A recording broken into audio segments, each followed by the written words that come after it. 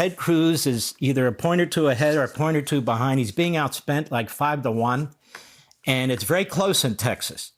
And I wanted Ted Cruz to come on and tell us what's going on in Texas. And I want to urge you Texans, it's early voting. Vote, vote, vote. Don't sit back and wait. You know, I'm not used to this. Neither am I. My whole family voted early, and everybody needs to get out there. Ted Cruz, how are you? Tell us what's going on in Texas. Mark, it's great to see you. It's always great to be with you. We're in the middle of an epic battle. I'm doing a 53-stop bus tour every part of the state. We are crisscrossing the state. And I got to tell you, I'm getting pounded everywhere I go. Chuck Schumer and the Democrats are spending millions unloading on us. This race is going to end up, they're going to spend over $100 million from Chuck Schumer and George Soros. If you're in Texas, you turn on the TV, every second or third ad is an attack ad. And every day or two, we get another story. Schumer put another $3 million in. Schumer put another $5 million in. We've just got money flowing into this. Just a couple of days ago, we had a poll come out that showed this as a one-point race. Listen, the radical left, they want to take me out. They hate me. You know, we saw that powerfully illustrated at the Democrat National Convention when my opponent spoke. He spoke for just a couple of minutes. At the end of his remarks, the entire stadium spontaneously began chanting, "Beat Ted Cruz." 20,000 elected Democrat delegates. I was the only elected official in the country that got that particular treatment. Mark, I got to tell you, I'm pretty proud of that. These SOBs are trying to destroy America, and they see me as standing in their way and fighting to stop them, and they want to get rid of me. Well, they're not going to get rid of me, but it's dependent on your viewers. It's dependent, number one, on Texans.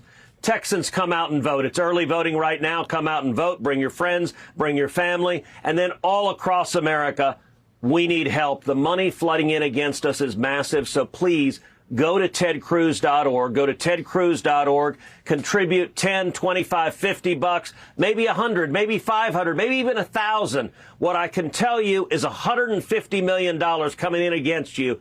It is relentless. It never stops. As I said, the last public poll showed this as a one-point race, so I need your help. Please come to tedcruz.org, give generously, and give so that we can communicate the truth. The other side is lying. The other side is pretending that suddenly they're for border security. They hate border security. Colin Allred is Kamala Harris. They're both open border radicals.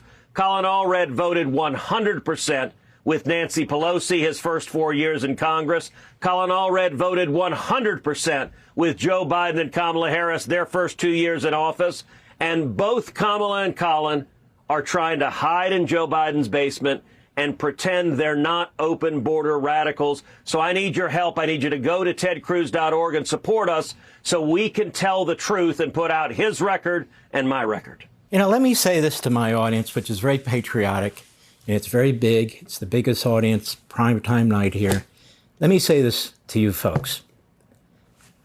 We talk about American history. We talk about the founders. We talk about representative government and our Constitution.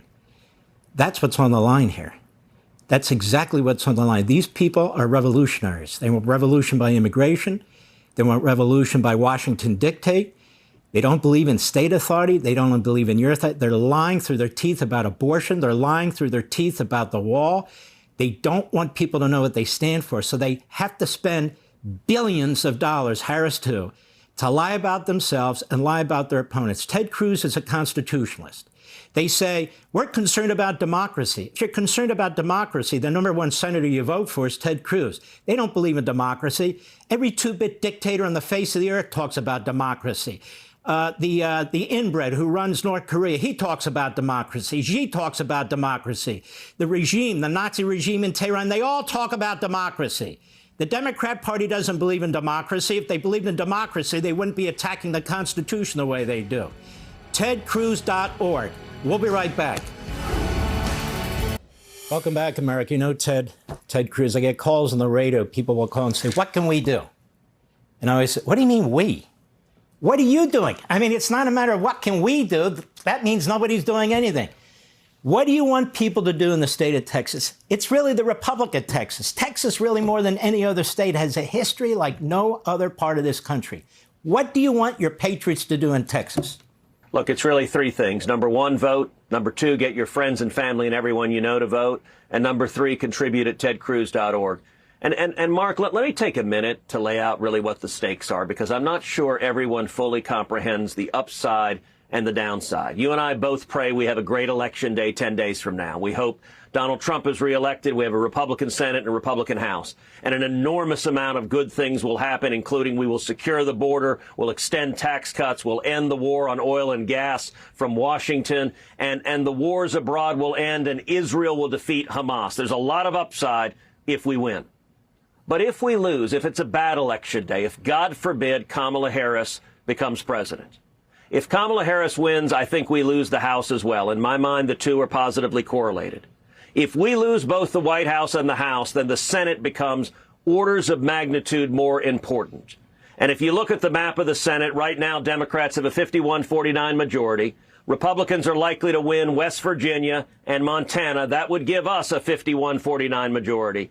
But Schumer's looking at those same polls, which means his only path to hold on to being majority leader is to come to Texas and take me out. If I'm up by 1 point, he needs to gain just over 1 point to take me out. And let me tell you what happens if that happens. Today, Schumer has 49 votes to end the filibuster. The filibuster is the requirement that you need 60 votes to take up major legislation. Colin Allred, my opponent, has pledged to be the 50th vote. If that happens, let me tell you what January looks like next year. Schumer would come back as majority leader. He would end the filibuster, and he would pass 4 pieces of legislation in rapid succession. Number one, he would pass S1, the first bill he introduces every Congress. It's a federal takeover of every election in America. It would strike down every election integrity law. It would strike down every photo ID law. It would legalize ballot harvesting in every state in the union. That's designed so Democrats never lose another election. The second thing they would do is add 2 new states, D.C. and Puerto Rico. They do that because they believe that gives them 4 new Democrat senators. They would do that so Democrats never again lose the Senate.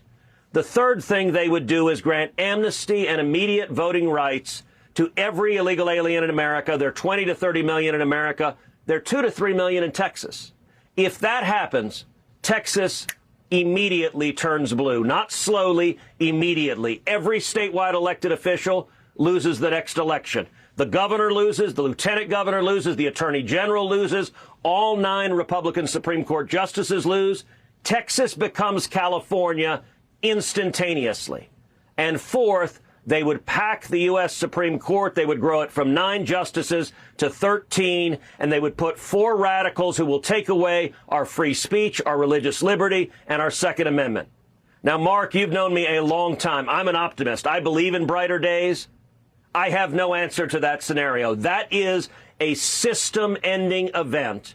In history, great nations rise and fall. That scenario, I believe, is the end of the United States of America as we know it. And what's terrifying to me is I think very few Texans and very few Americans realize we are 1 vote away.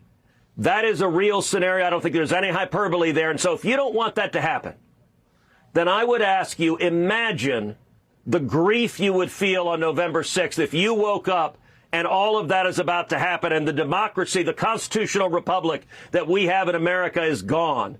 And if you would feel horrified and sick to your stomach, I ask you to take that horror and act now. Go to tedcruz.org right now and give sacrificially, because we're not going to let that happen, but I need your help to stop it. And when you go to tedcruz.org, you give me the resources to prevent that from happening, because if it happens, there's no turning back. The Republic is lost.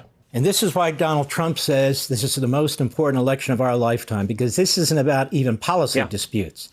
This is about whether you want to live in a constitutional republic or not. That's what's at stake. Ted Cruz, tedcruz.org. God bless you, my friend. We wish you all the best. And the people in Texas, there's early voting. Vote, get on the phone, get a hold of other people. If you come out in big numbers, we win, they lose, and constitutionalism wins. God bless you, my friend. Amen. Thank you, Mark.